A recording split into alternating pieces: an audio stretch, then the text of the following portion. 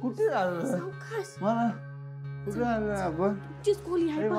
नाही मला आईकडे जायचंय. मला आईकडे जायचंय. मला यार आईकडे जायचंय. तुला कळत कसं नाही यार? पारू मला प्लीज तू आईला समजून सांग ना पारू. मी काय करू यार? मी आईला कसं समजू? काही कळत नाही मला. ती माझ्याकडे बघतही नाही, माझ्याकडे माझी बोलतही नाही यार.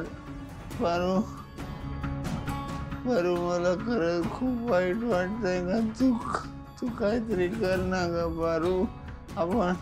आपण दोघं जाऊन आता आईला सगळं समजूय. तू शूज का काढते? शूज का काढते? शांत बसा. शांत बसू. मला पारू मला आईकडे जायचंय. तिला सगळं समजून सांगायचं. तू का ऐकत नाही यार? मला का सांगू मी? मला सांग मी काय केलंय? तिला एकदा समजून.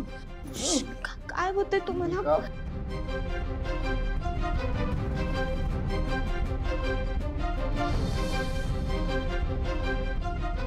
पारू आई बघ आईला आहे ना, आईला जर का तू व्यवस्थित सांगितलं ना. मंगळसूत्र कसं काय? अरे तू पण मला सांगणार होती, तू सांगितलं नाही यार.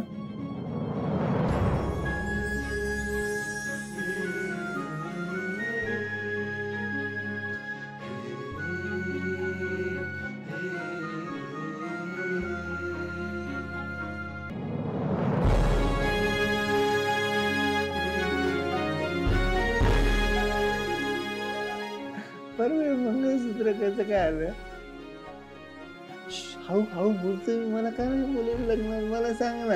हा मला का नाही बोलवलं लग्नात? पारू तुझं कधी झालं लग्न? हा मला का नाही सांगितलं यार? ऐक ना, मला तू सांगत का नाही? विचारलं तुला. मला काम कर ना. तुम्ही इथं झोपा. इथं शांत बसा तुम्ही. मला आईकडे जाऊ दे पारू. तू मला बोलू का नाही देते यार? काढू दे मला बोलण्यापासून. मला सांग तू काय? आय एम सॉरी, बिझी आहात का तुम्ही? काही महत्वाचं होतं का? हो, ॲक्च्युली इम्पॉर्टंटच आहे तसं. बोल. सासूमॉम, बंगलो बाहेर जो ड्रंक मॅन आला होता ना, जो खूप दारू पिऊन मोठमोठ्याने आरडाओरडा करून तमाशा करत होता, तो ड्रंक मॅन आदित्य होता.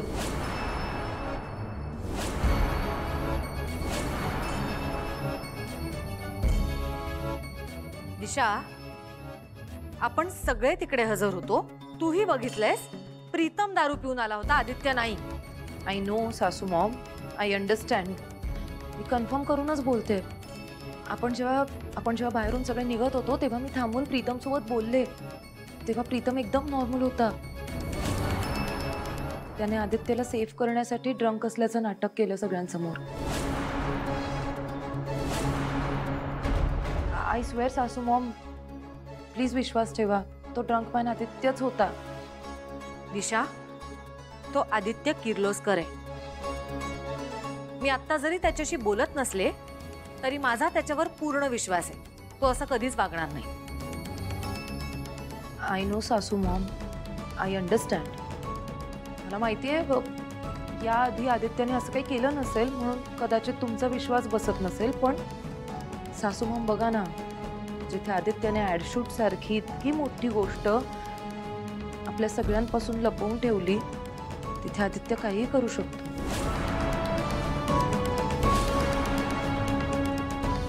मोहन अंकल, सासू मॉम, हे बघा, तुम्हाला जर माझ्यावर विश्वास नसेल ना, आपण एक काम करूया.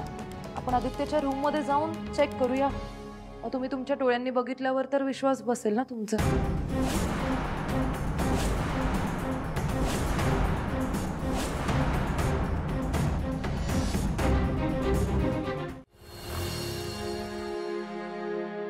प्रीतम सर बरं झालं तुम्ही इथंच भेटलात. मी तुम्हालाच भेटायला येत होते. काय करताय? अगं बरं झालं तू मला इथे भेटलीस. त्या शाळेतल्या मॅडम माहितीये तुला? मॅडमचा नंबर काय आहेस का त्यांचं अजून? प्रीतम सर मी तुम्हाला किती वेळा सांगितलंय त्यांचा विचार डोक्यातनं काढून टाका. अगं का काढून टाकू? त्यांनी स्वतःहून मैत्रीचा हात पुढे केला आता तर. तेव्हा प्रीतम सर घरात काय चाललंय ना तुम्ही काय नवीन घेऊन बसलात?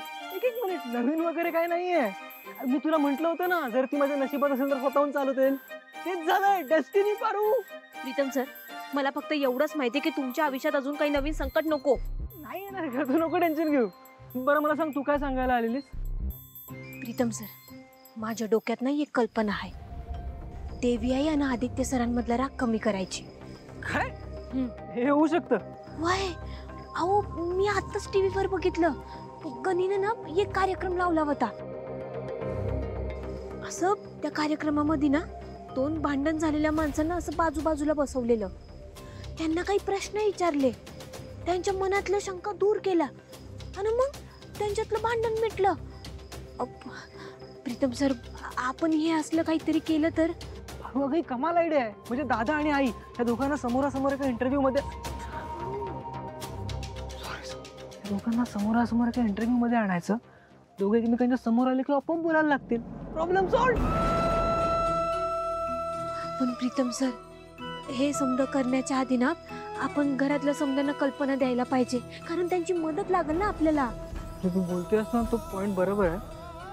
बस झाली त्याला पचवू ना जे काय ते क्लिअर सांगून टाक. डन डन डन पारून टाक.